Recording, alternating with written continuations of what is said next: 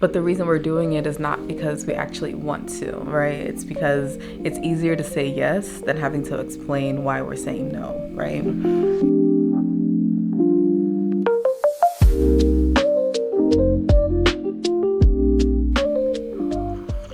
All right, guys, so 2025 is here, and you've probably been thinking of all the things that you should start doing this year, or at least try to start doing. Emphasis on try to, okay? We're all human. We make mistakes. We're not perfect, so all we can do is our best, right? In this video, I want to talk about 11 things that we can start doing this year to help us achieve our goals, feel better, and just overall make this a better year than the last. These 11 things, some of them I already do in my daily life, some of them I definitely should start doing or just be better at keeping up with. But either way, I'm sure you can find value in at least one of these tips. So let's get into it. The first thing we can start doing this year, if you haven't already, is make your bed every morning. It is a very simple thing that you can do, but it makes all the difference. Not only does it make you feel good because you've already started off the day doing something productive, it can also prevent you from spending all day in bed, right? I find that in the past, when I didn't get up and immediately made my bed, I tend to go back into bed, right? And you could just spend the rest of the day in bed, doom scrolling, or whatever else you're doing in there, right? But if you make your bed right after you get out of it, it kind of prevents you from going back into it, right? Plus, it kind of clears your head, you know, your space is a little bit neater, it looks a little bit better. If you're like me, you spend a lot of time in your room, so with the bed being made, it just gives you a clear mind, right? So yeah, that's the first thing, making your bed. It's very simple, yet it's very effective. The other thing we can start doing this year is getting regular exercise. Now, this does not mean you have to go to the gym every single day. It doesn't mean that you have to go to the gym 5 days a week, right? It doesn't mean that you have to go to the gym at all. It's just any sort of thing that you can do to move your body, whether that's working out at home or doing some yoga in the morning or evening, going on a walk outside, just anything you can do regularly that moves your body. Again, it doesn't have to be going to the gym. It can just be something simple that you enjoy doing.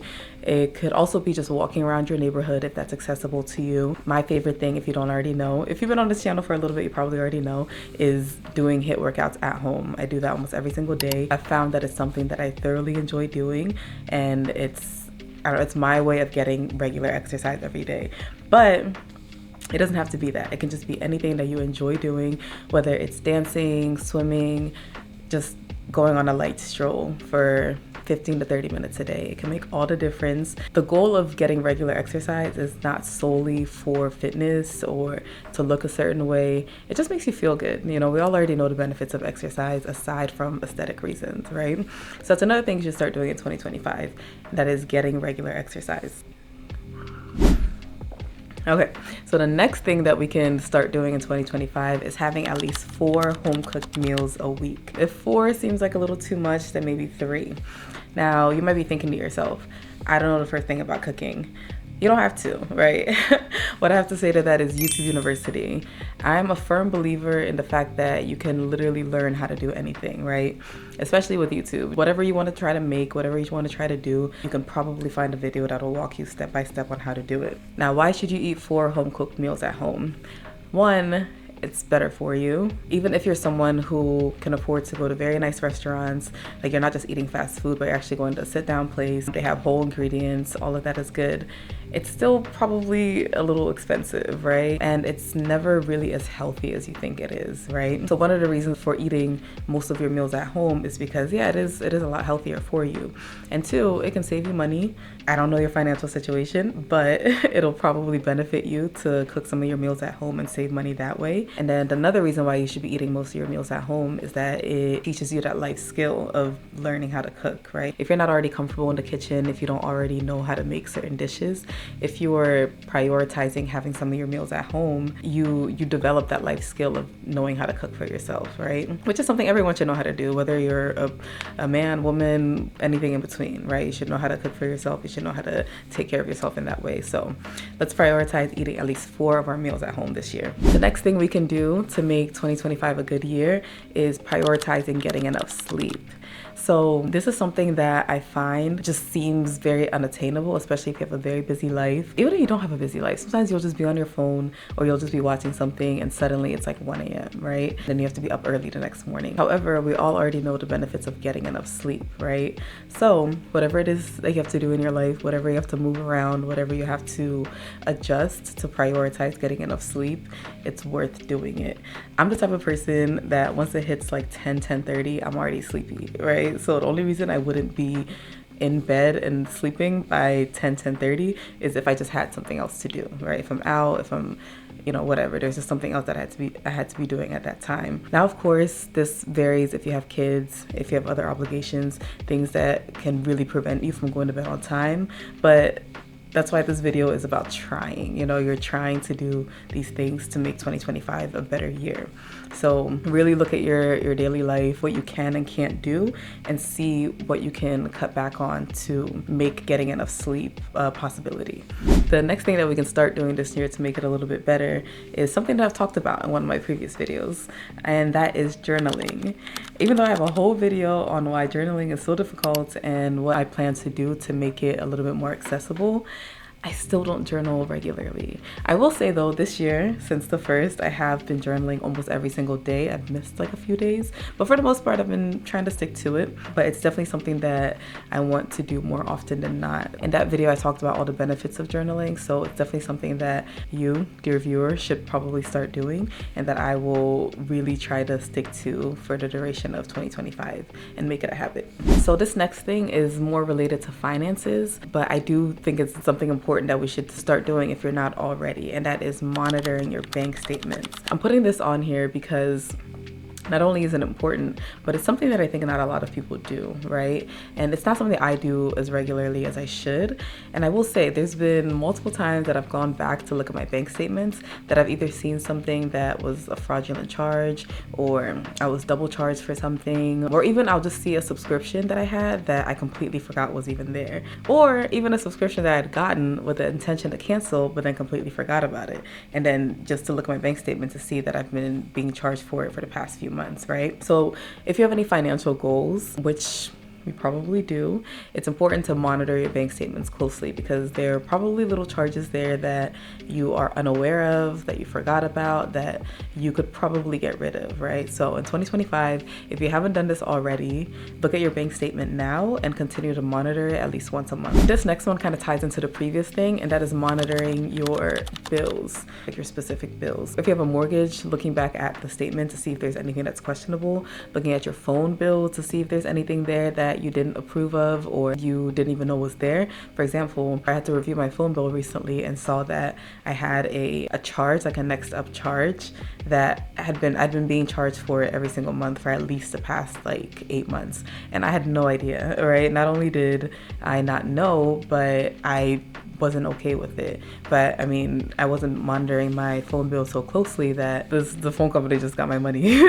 they just got that money from me for the last almost year. So if you're not already doing this, you should definitely be looking at your specific bills to make sure that everything checks out. There's no hidden fees. There's nothing there that you don't actually want. The other thing too, it's good to just review your bills to see if you still need everything that's there, right? Let's say you have a phone plan with unlimited text and data.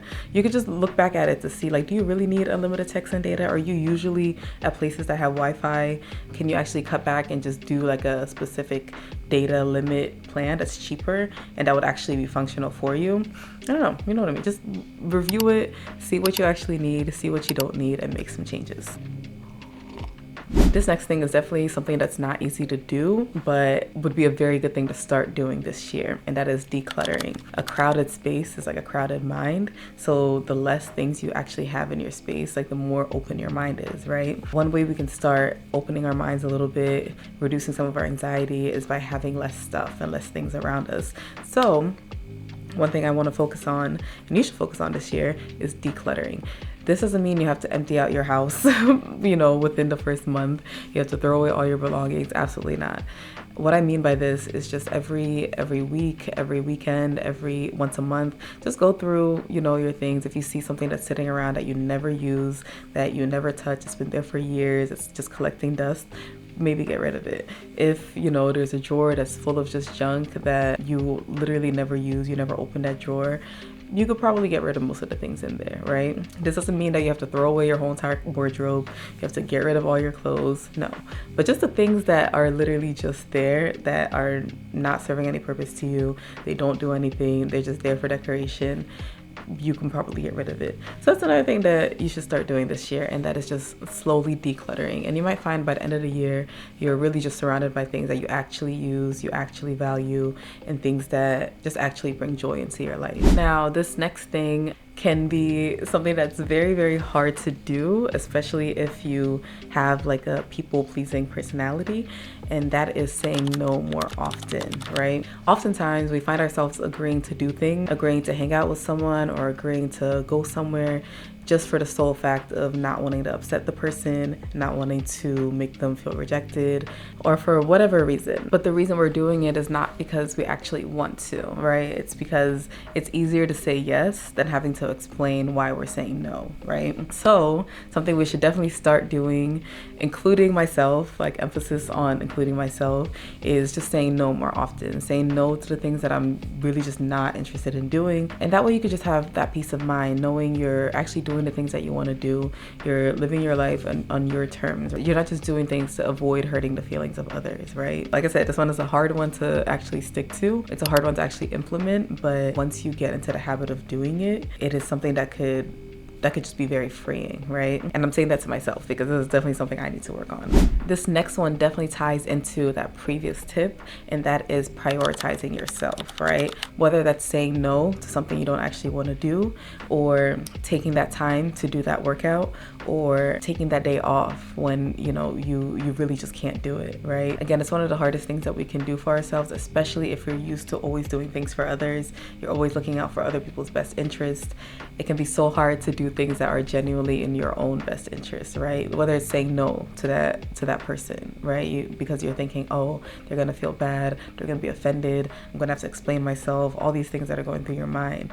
But at the end of the day, no one is gonna prioritize you, right? As much as you're prioritizing somebody else, no one is out there that's gonna prioritize you as much as you should prioritize yourself. So something we should definitely start doing this year, myself included, is prioritizing ourselves, right? No one is gonna look after you the way that you will look after yourself, if that makes sense. Now, this last thing that you should start doing in 2025 is that thing that you've been putting off, right? This is not something that I can tell you, right? This is something that you probably already know. So in 2025, you should start doing that thing that you've been wanting to do, whether it's taking that pottery class, whether it's going on that vacation, whether it's starting that YouTube channel, whether it's starting that podcast, right? What you should start doing in 2025, no excuses, no reasons why you can't, is that one thing that you've been wanting to do but you haven't done yet. If you don't have the money to go on that vacation, start intentionally saving. If there's that language that you want to start learning, start watching YouTube videos on the basics. Literally that one thing that you know you've been wanting to do. Like I said, I can't tell you what that is. You yourself already know what it is, right? So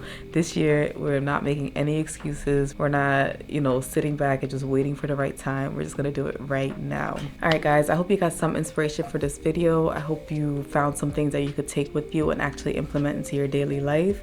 Like I said in my last video, 2025 just feels good. Like, it feels exciting.